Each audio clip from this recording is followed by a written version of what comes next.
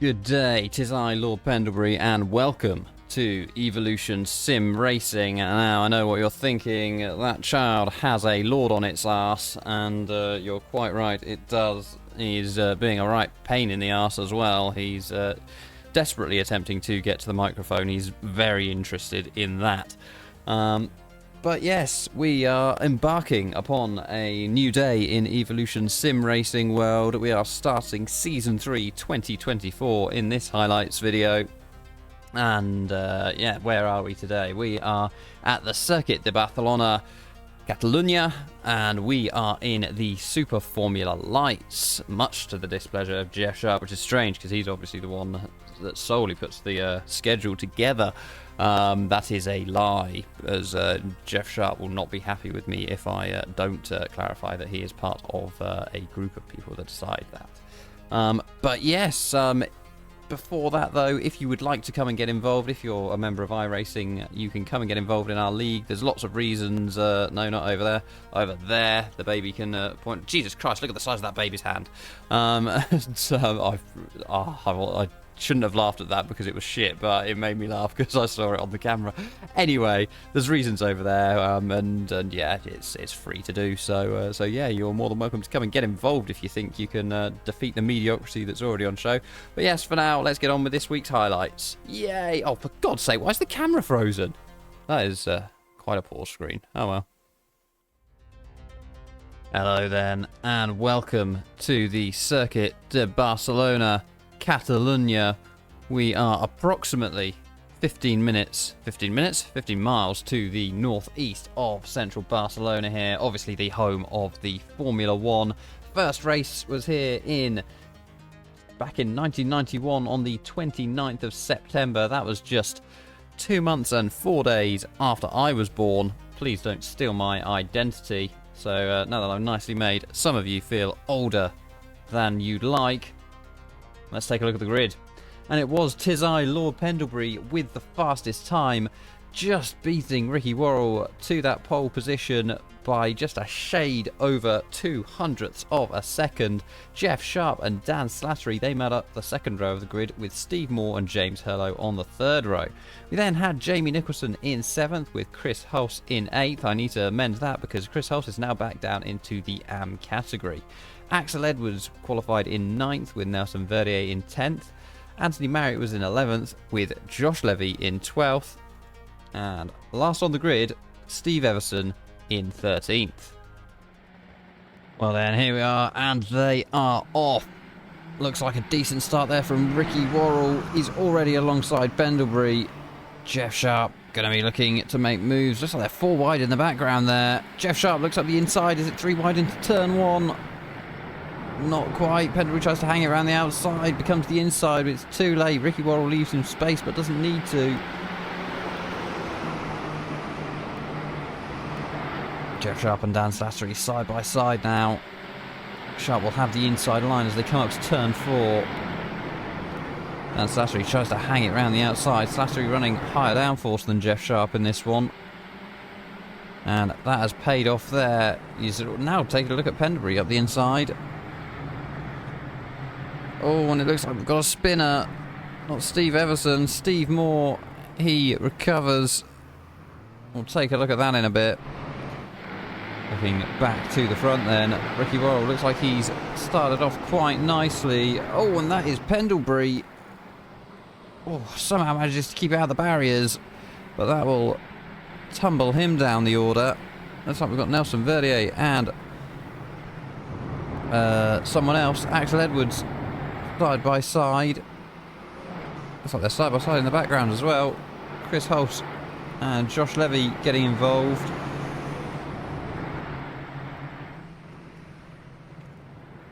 Verdier and Edwards still having this cracking battle as they come through the final sector.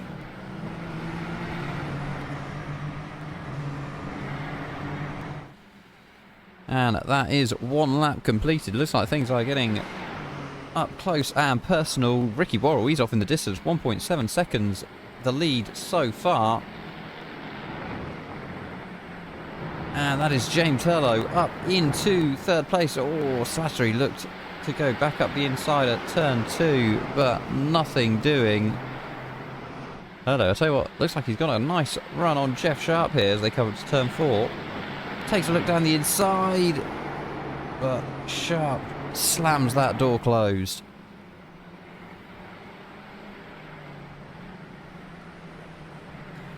Things still looking close a little bit further down. This is the battle for 6th, 7th and 8th between Edwards, Verdier and Levy. Levy looks like he's got a decent run on Verdier there, but it's a tricky place to do your passing. You really have to have an excellent run going down the hill there. Oh, Levy says fuck you to that cone.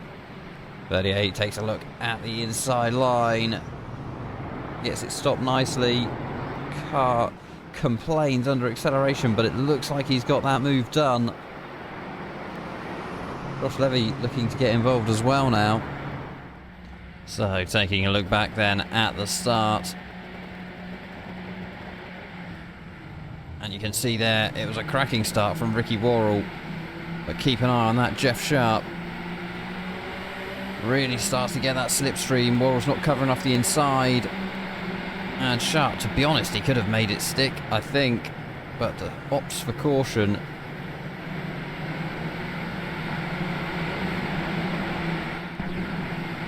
And this was Steve Moore's incident. Gets the car stopped and just, I don't know if it was a bit of a sudden turn in, but around he went. And take a look at this, a little bit further down the grid.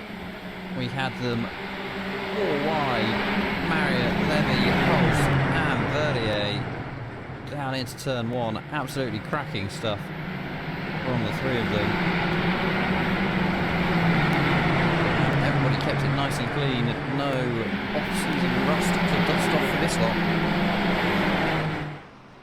Ricky Worrell comes through with the fastest lap. 38 immediately dives across to the right-hand side to defend. Question is, will Edwards be able to get past before turn 1? It looks like he has done. Verdier tucks back in. Good racing from these two. Dan Slattery, this is the battle for the final step of the podium. He is right up close behind. James Hurlow decides against any form of attacking. Hurlow seems to run well wide to the left there. Looks like that might be his line of choice though. Slattery unable to do anything. Puff of tyre smoke as he locks up on the entry. Things kicking off between Verdier and Edwards once more. Oh, Verdier says anything you could do, I can do better to Josh Levy, and takes out 2 of the cones sat there on the exit of turn 9.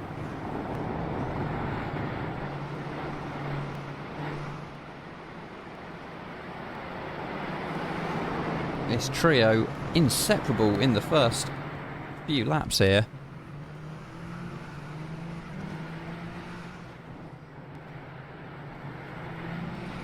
And this 3 is very quickly becoming a 6, because Chris Hulse, Pendlebury and Marriott all very close, and it looks like Pendlebury has got a pretty decent run here. But rumour has it, we've heard on the radio chatter that floor damage is restricting his top speed. And Chris Hulse, oh, there's contact, and it all results in everyone going a little bit all over the place. Anthony Marriott trying to take advantage and get past Pendlebury. And I'll tell you what, is he going to drive all the way around the outside? He could well do. Pendlebury will have the inside line as they go round 4. But Marriott continues to hag it around the outside. Absolutely cracking move there from Anthony Marriott.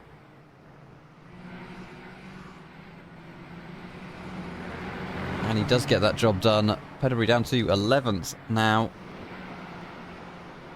It has not been the opening race he would have hoped for this season. Taking a look back up at the front, and James Hurlow is starting to apply some considerable pressure to the back end of Jeff Sharp. Jeff Sharp running a new livery this season. And a tasty livery it is indeed from the Team 19 man.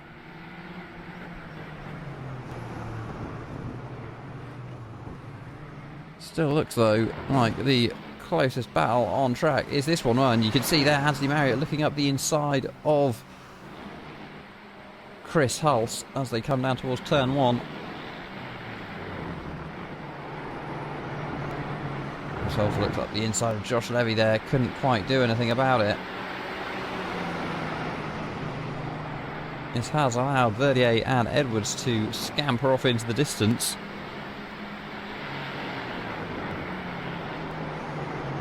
Axel Edwards on the back of Josh Levy here. Pulls to the outside as Levy goes defensive.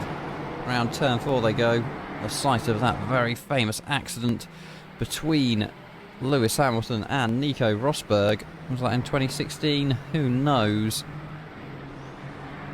And Dan Slattery, what has happened here? Where is James Hurlow? He has tumbled down the order. He was running out a little bit wide there.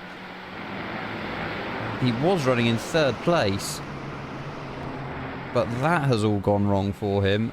And now all of a sudden, Josh Levy right on the back of him. Not sure if he's got any damage here, Mr. Hurlow. Josh Levy looking to swing all the way around the outside, but gets his braking all wrong. Oh, then got Axel Edwards all over the back of Josh Levy now.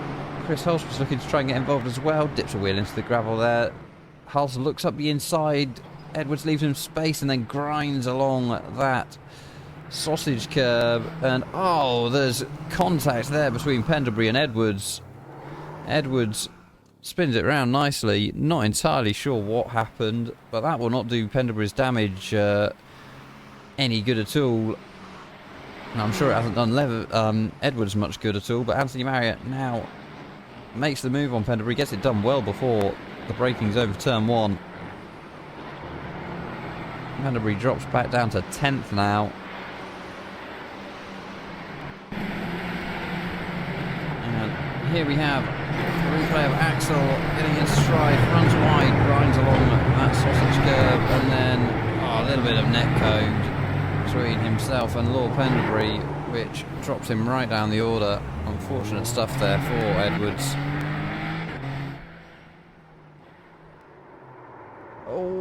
And that's Jeff Sharp. He goes round. Just took a little bit too much pace there, and he drops down from 2nd place, and that's Jamie Nicholson. We've barely featured him at all this race, but Jamie Nicholson claims that final step of the podium. Question is, will Jeff Sharp be able to work his way back up to him? He's taken the final sector there very nicely. Only 0.5 of a second, and that's the sort of distance you want to be at if you're going to get past before the first corner. You can see there in the relative, it is plummeting at that gap. Perhaps not as quickly as Sharp would have been liking. Now, how will Jeff Sharp tackle this one? He's closer this lap round, and you can see he's already got the overlap. He'll surely get the job done going into turn 1. What will Jamie Nicholson do? Will he try hanging it around the outside? No, he doesn't. In fact, he's made that very easy for Jeff Sharp. Sharp already has just under half a second then to Jamie Nicholson there.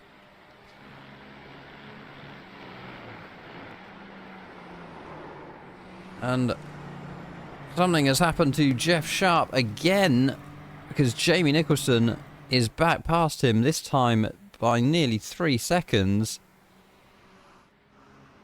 And I fear Sharp has had another spin here. And here's a replay of Jeff Sharp, the Team 19 racing man.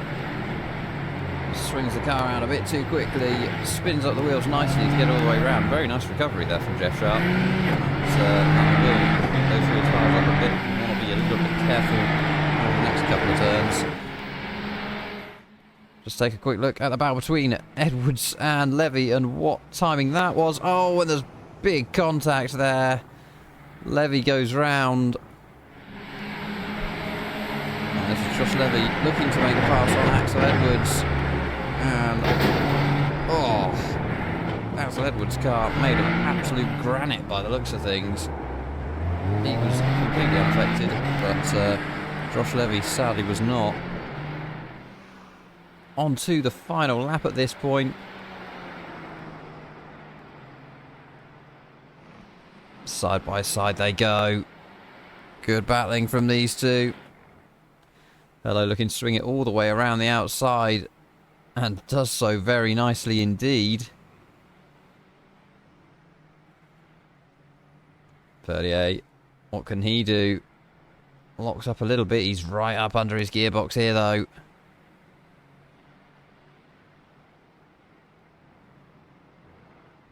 Oh, that's Hello out a little bit wide. Verdier won't be able to get alongside before the right-hander, but he is nice and close as they head down the back straight.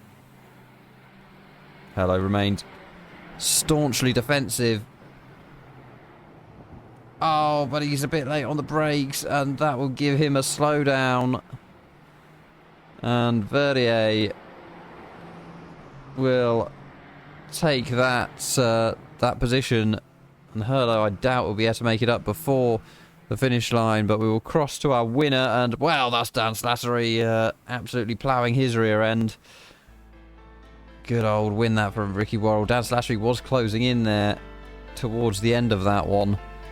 However, too much to do, it proved. Let's take a look at those final standings then. So, as we can see there, Ricky Worrell first place with Dan Slattery in second, and then Jamie Nicholson rounding out the podium after Jeff Sharp's misfortune. We then have Nelson Verdier in fifth place. Great result for him, great drive, all round good effort there. We then had Chris Hulse in sixth place. He was the first of the AM category, with Anthony Marriott in seventh. We then had Lord Pendlebury recovering sort of to take 8th place, with Steve Everson about 17 seconds behind him. Steve Everson taking 3rd step of the podium in class. Steve Moore was then in 10th, obviously early lap woes for him. Axel Edwards was then in 11th, and 12th for Josh Levy. James Hurlo, unfortunately, despite coming across the line behind Nelson Verdier, didn't quite get rid of a slowdown penalty in time. I know I've come across of such a thing in the past, and it's damn frustrating, but that relegates him all the way back down into last place. But for now, we will take a quick break, and we'll be right back with the highlights of the feature race.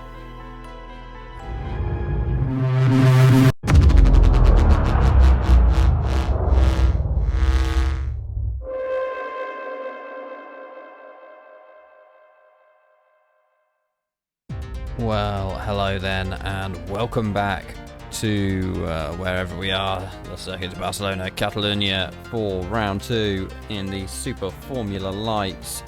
We are, I believe, a little bit closer in the evening. I don't know. I don't know what's happened to the temperature or anything, but what I can tell you, the feature race is a 45-minute with mandatory pit stop. You don't have to take tyres, but you will have to take fuel if you would like to make it to the end. But without any further ado, let us head down and take a look at the grid. Now, unfortunately, as I've said many a time before, SDK Gaming is not capable of understanding what we have entered the grid as. But just a quick reminder, we start with the Pro category first and the AM category second, and it is reverse grid based on championship position. That obviously is going to be reverse of the first race because there's only been one race so far this championship. So, on pole position in the Pro category is James Hurlo. Alongside him is the number 82 car of somebody. What's your name? Steve Moore. Steve Moore, I believe it's Steve Moore. We then have Lord Pendlebury in 3rd place with Nelson Verdier in 4th. Jeff Sharp is then in 5th with Jamie Nicholson in 6th. We then have Dan Slattery in 7th and Ricky Worrell, the winner of race 1, in whatever position that was. I can't remember how far down I got. And then in the AM standings, we have Josh Levy starting in pole with Axel Edwards alongside him. We then have... who is that? Anthony Marriott. No, that's Anthony Marriott. Who's the number 20? Oh, that'll be Steve Everson. I thought it was reading 23, and I was like, we don't have a 23 person. Anyway, Steve Everson with Anthony Marriott alongside him, and then the winner of race 1 in the AM category, Chris Hulse. And they are off. The green lights go. And that looks like a decent position, a decent start from Pendlebury there. He pulls out, splitting the gap between Hurlo and Moore. Hurlo looking to hang it around the outside. Pendlebury looking to do what Ricky Worrell did to him in the first race. We've got somebody through the gravel in the background, but that looks like Pendlebury may well have the lead. Indeed he does. Stays defensive, looking awfully close behind between Slattery, Worrell and Sharp.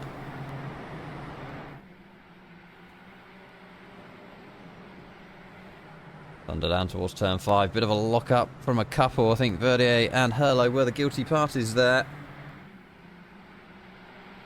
Down the hill they go. Swing a left and then a tighter left. Watch out for that sausage curb. Can cause you some damage if you hit it.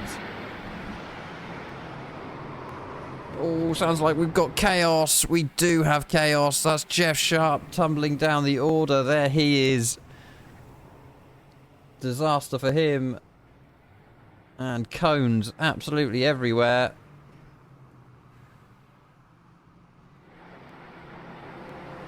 Meanwhile, Steve Moore has managed to get past James Hurlo. Dan Slattery on the back of these two as well.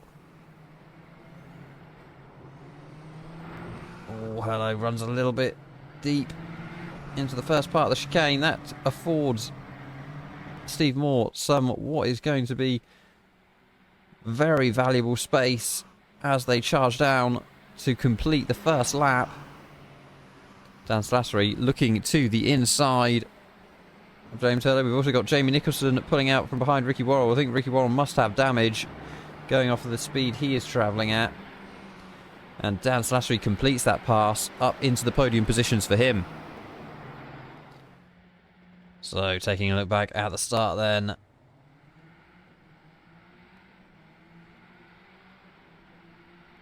Pendlebury, you can see there, got a decent getaway, pulled out from behind Hurlo, had to thread the needle between Hurlo and Moore.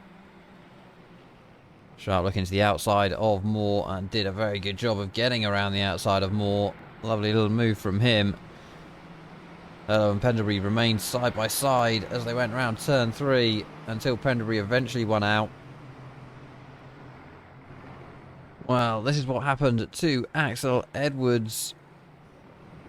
He just, avoiding Jamie Nicholson, just went a little bit wide, and that led to him taking a trip through the gravel and getting a little bit of a way off the chaps ahead of him. Wow, this is what happened then to Jeff Sharp and Ricky Worrell, and wow, the closing speed only suggests that Jeff Sharp was perhaps a bit cautious going through that right-hander. Nelson Verdier also got involved there. Well, let's bring up some race information for you then. And Chris Hulse has got past Ricky Worrell as well. And that is confirmed. Yeah, let's take a look at Worrell. And yeah, you can see he is limping round at the moment. Certainly down on some straight line speed. Car generally looks all together, but not altogether enough for him. Now, Dan Slattery, having made the move on James Hurlo, is closing in on Steve Moore.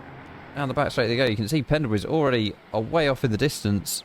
It's over 3 seconds, that gap.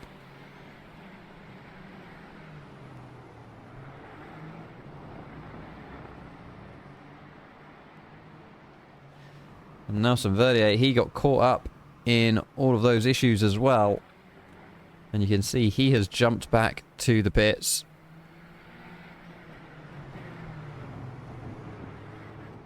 Slattery gets a very nice exit there. Hurlo right with him though. Both of them will get a decent slipstream. Slattery pulls to the inside. Will Hurlo look to send it 3 wide? He is surely considering it. He does think about it. Slattery covers that off though. Says no, no, and Steve Moore has lost out on 2 positions there. Drops from 2nd to 4th. Dan Slattery, the gap to Penderbury is 3.7 seconds. He will be looking to reduce that down.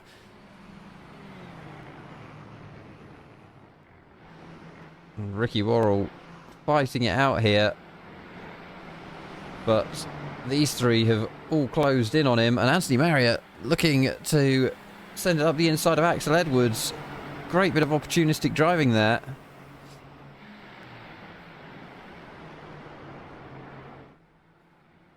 Very close racing from these 4. Josh Levy looking to send it up the inside of Worrell. Was very close through there. Worrell manages to cling on to the position. Oh, that is Edwards into the back of Josh Levy. Oh, and that's Worrell all the way round. And oh my goodness, absolute carnage. Can they unpick themselves from that? They can. Right on the racing line. That's Axel Edwards, having looked like he was the big loser in that, has actually ended up gaining a couple of positions. Wow, taking a look down from the blimp, and we can see there Levy gets hit in the back, and then just nowhere to go. Anthony Marriott does well to avoid it. You can see his tyre tracks. Unfortunate stuff there for all involved. Axel Edwards getting into a bit of strife here. Just, takes far too much speed into that right-hander and ends up into the barriers. Well, Jamie Nicholson has been closing in on Steve Moore over the last few laps. And now just over 0.3 of a second behind. Question is, will he be able to stay close enough to really benefit from a slipstream down the main straight? The back straight isn't quite enough really, unless you're really close behind. The intriguing thing about this battle has been Steve Moore perhaps running a slightly higher downforce setup, but he seems to get away through the twisty stuff, and then Jamie Nicholson really seems to close up on the straights. Well, here is the man, Jeff Sharp, got caught up in that incident with Ricky Worrell on the opening lap. He has been slowly reeling in Josh Levy. This is for 9th position. Levy, not sure if he's carrying some damage. Running some... yeah, he definitely is going off the closing speed. He was obviously caught up in that incident with Ricky Worrell, who has incidentally entered the pit lane. I imagine Worrell may well be retiring. But went into the side of Worrell. Nothing he could do, and you can see there, look at the pace difference. And Sharp gets it stopped on the apex. And that gains him 9th place. It's now 17 seconds to Steve Everson. But still, just over half an hour of this one to go. Just under half an hour of this one to go, I should say. So, still got the opportunity to do it. Well, things have been closing up a bit here. The battle for 4th place continues to rage on. That is between Moore, Nicholson and Hulse. And Chris Hulse has got an excellent run in that final sector there. Maybe carried a bit too much speed into it because its gap has dropped off. But these 3... been pretty close. Let's take a look at the time deltas. So in the bottom right there, you can see Chris Hulse, that graph slowly has been closing up between Hulse and Nicholson. And then if we have a look at the equivalent between Nicholson and Moore, that one has fluctuated a little bit more, leveled off at around a second at the moment, which it's just about at. Now Chris Hulse certainly closer going into the final sector than he was a lap ago. Oh, runs it a little bit deep there, though, and that will cost him. Oh, and that's Steve Moore. Around he goes. Has he kept out the barriers? Well, he's not kept it out the barriers now. He's firmly embedded himself. Needs to find reverse, which he does now. And that was unfortunate. He was running well up until that point. So that battle, the three-way battle, has become a two-way battle for fourth place. Jamie Nicholson and Chris House both promoted up a position each. Oh, well, I'm not sure what's happened there, but Steve Moore got the message that he's gone off track. Oh, that was a big clatter over the curbs from Jamie Nicholson. And this is surely Chris House's best chance. Round onto the main straight. He's less than 0.2 of a second behind. If he doesn't get past now, he never will. The straight line speed of Jamie Nicholson's car is fantastic. And Hulse just can't do anything about it. He pulls out from the slipstream and Jamie Nicholson just starts driving away from him. Oh, but he's up the inside. Round turn 3. Side by side they go.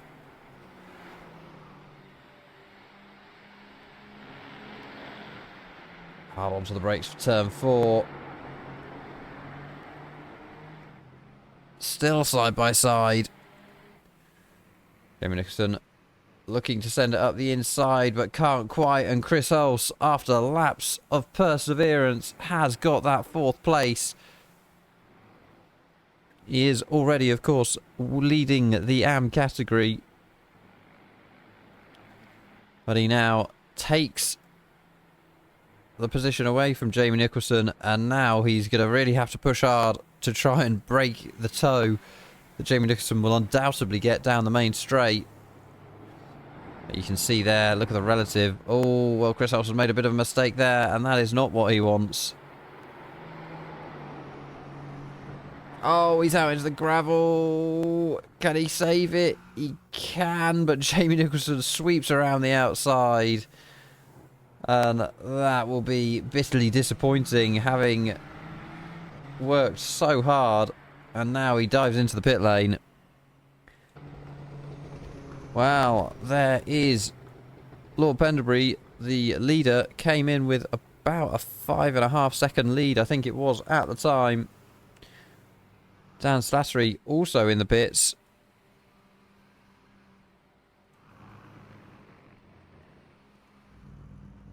There they both are. Penderbury goes and Slattery goes very quickly after him.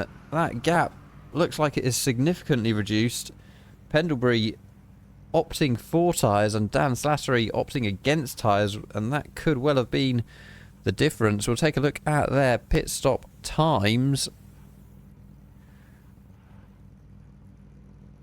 And you can see there Dan Slattery 4.9 seconds, but Penderbury 7.9 seconds, 3 seconds longer, and that explains the difference there between the two of them. And I need to stop leaving it on this camera because it's not showing us much at all. But there's Penderbury, there's Slattery. What's going to win out? Warm but older tyres or the cold newer tyres? Well, Jeff Sharp, here he is. Last time we checked in with him, he was, I think it was 17 seconds behind the man he is about to overtake, Steve Everson. Steve Everson pulls back across behind Jeff Sharp, so that is Sharp now up to 7th place overall.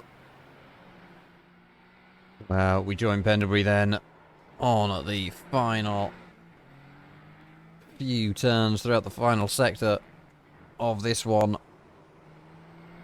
Led from start to finish after a messy start to this evening's proceedings.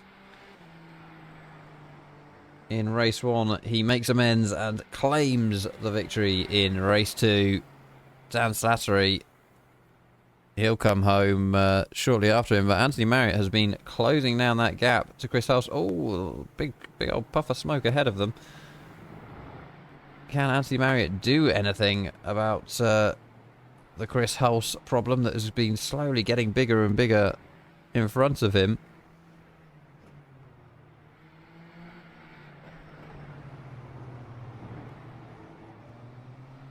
can't. Chris Hulse holds on to a jolly decent 5th place and 2nd AM category win. Jeff Sharp is about 30 seconds back. I've seen on the old event logger that Jeff Sharp has apparently had a crash, so we will definitely go and check that out. But for now, let's take a look at the standings after this race. Well, Lord Penderbury comes home to take his first win of the season. Dan Slattery near enough 9 seconds further back, and then James Hurlow rounding out the podium. Jamie Nicholson was then in 4th place with Chris Hulse just 2 seconds back from him. Anthony Marriott was closing in on Chris Hulse, but couldn't quite get there, but it was a close battle in the AM category between those two. Jeff Sharp, early lap woes for him. He ends up finishing in 7th. Steve Everson claims the final step of the podium with Josh Levy behind him. Nelson Verdier was then in 10th with Steve Moore in 11th. We then had Ricky Worrell and Axel Edwards both retiring 19 laps and 21 laps from the end respectively. Well then, after the first 2 rounds of the season, this is what the standings look like. We have Lord Penderbury leading the way on 39 points, Dan Slattery just 1 point behind him. Ricky Worrell is then in 3rd place on 29 points with Jamie Nicholson on 27. Jeff Sharp in 5th on 22. That's a child being... oh no, it was a cat being a knob. Then James Hurlow on 19 points. Nelson Verdier just 1 point back on 18. And Steve Moore rounding out the pro category on 8 points. Let's take a look at the AM standings then. Only 5 drivers for the opening week. We expect more next week. Oh, we've got a child running across at me and is now playing with the microphone. I would turn the camera on and show you, but the camera keeps on stopping when I try and do anything. Yes, it's me. Oh, right, Kurt, are you going to read it out for us? No, you're not, because you're not very well developed. So we have Chris Hulse leading the way on 54 points, takes 2 wins, his first season back in AM after what he would class as an unjust move into the pro category. But he's leading the way, 2 wins, 54 points. Anthony Marriott down on 40 points. Steve Everson is then in 3rd on 30 points. Josh Levy and Axel Edwards sharing 4th place on 22 points. But that then is that really, and the child is mashing the keyboard. But we will see you next week. We are racing in the Super Formula Lights at the Circuit de Barcelona, Catalunya, so join us for that.